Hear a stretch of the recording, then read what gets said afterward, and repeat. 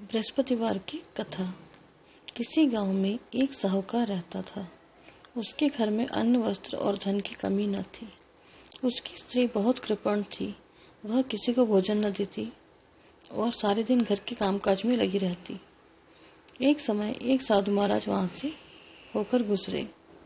उसके द्वार पर आए, भिक्षा मांगी। स्त्री कहने लगी, मैं तो घर का काम कर रही हूँ।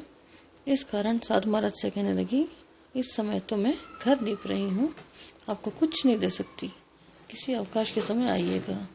साधु महाराज खाली हाथ चले गए। कुछ दिन बाद फिर वही गुरुवार का दिन आया।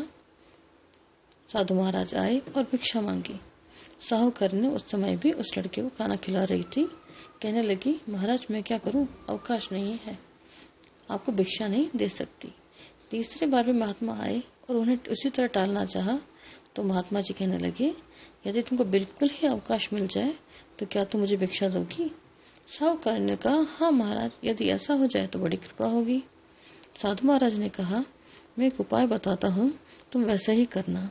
गुरुवार के दिन चढ़ने पर उठो और सारे घर में झाड़ू लगाकर एक कूड़े में कूड़ा को जमा करके रख दो। घर में चौका इत्यादि मत लगाओ। फिर स्नान करके घर वालों से कहो कि उस दिन हजामत अवश्य बनाए। रसोई घर में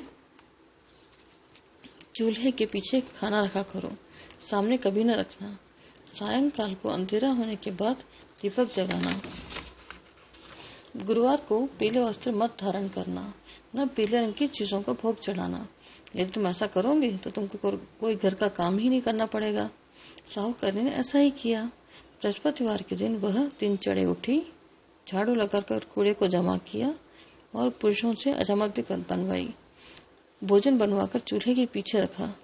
कुछ दिन ऐसा करने से उसके यहाँ घर में खाने का अकाल पड़ गया और वह दोनों समय भोजन के लिए तरसने लगे।